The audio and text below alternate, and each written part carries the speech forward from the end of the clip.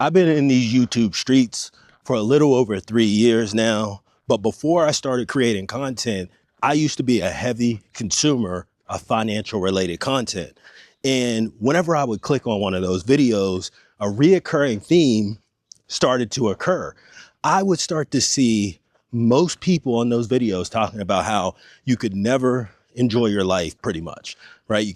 Don't spend any money. You have to save every dollar that you earn, and you can't really go out and do anything because your whole life had to be focused on saving and investing. And I'm not gonna lie, I kind of got caught up into that early on.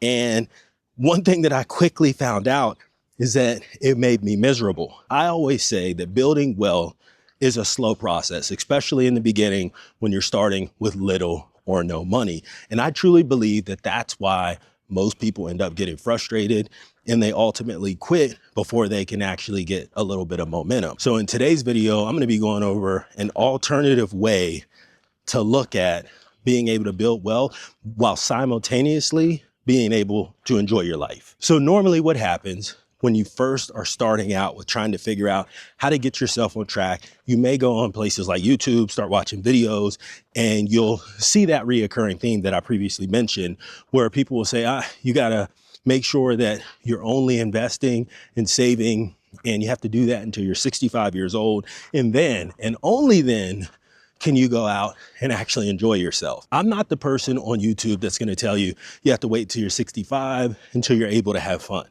Right? We only have one life and we have to enjoy this journey along the way.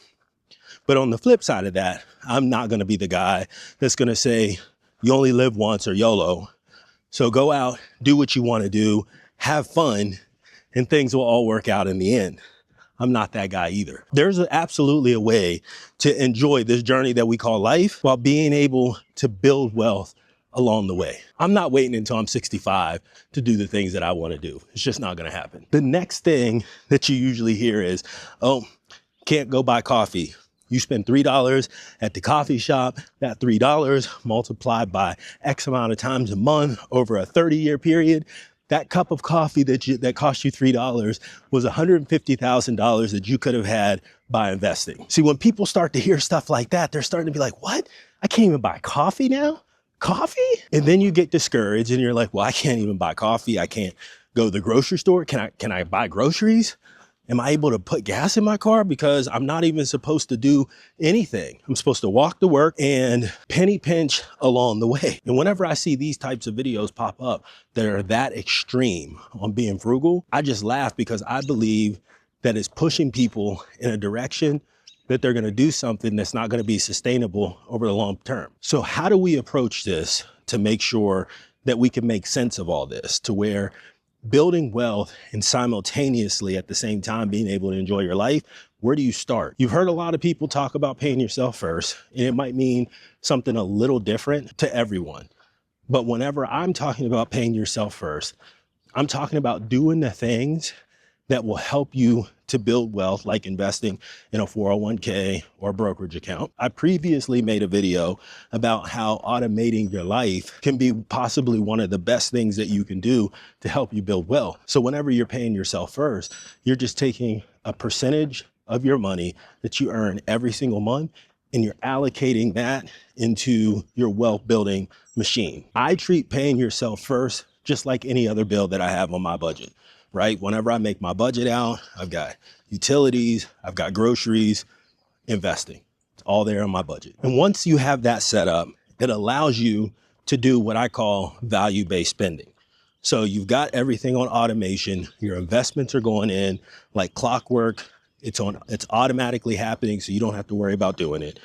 So the rest of the money that you have after you set up all your automation is yours to do whatever you want to do with it, right? So if you like to take vacations, use that money to take a vacation. If you like to go shopping for clothes, well, there's your money to go buy clothes. If you're someone that likes to go out to eat, by all means, go out to eat. See, whenever we start thinking about value-based spending, we start thinking about spending on things that matter the most to us. My vice has always been spending on cars.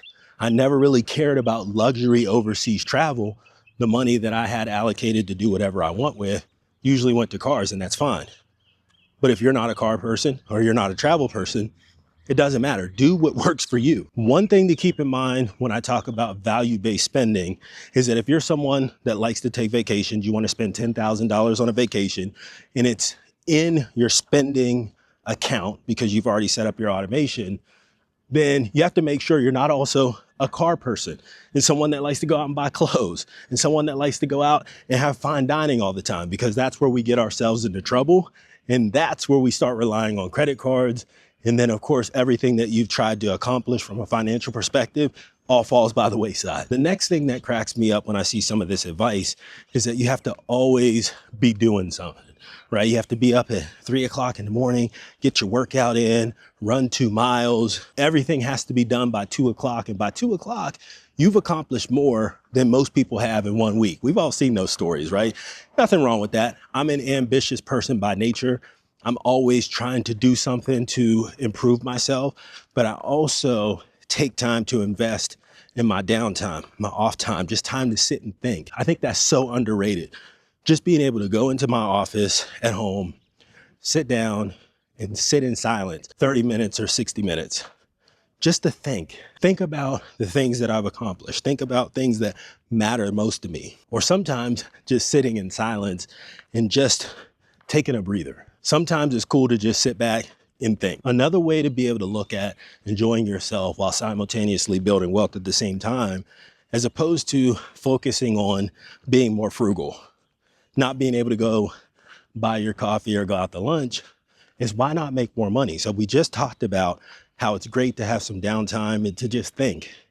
A lot of people have that downtime to think about, maybe they want to start a business, maybe they want to start a side hustle.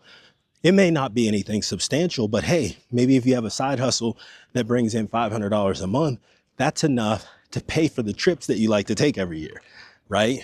So instead of thinking about how can you pinch more pennies, start thinking about how can you earn more money in your free time, especially if your goal is to end up leaving your 9 to 5 or having the ultimate flexibility when it comes to your 9 to 5. The way that I have my life set up is from the hours of 9 to 5, I'm focused on doing the best that I can and improving my corporate career. And then from the hours of 5 to 9, that's my time to spend time with family, work on my side businesses, or just to basically do whatever I want. And then lastly is avoiding a scarcity mindset. See, whenever I grew up, we didn't have a lot, right? We had family. That's what we used to always say. We didn't have much, but we had family. And whenever I first started to actually make some money, that mindset carried with me. I didn't want to let things go because I always thought if it left, it may never come back.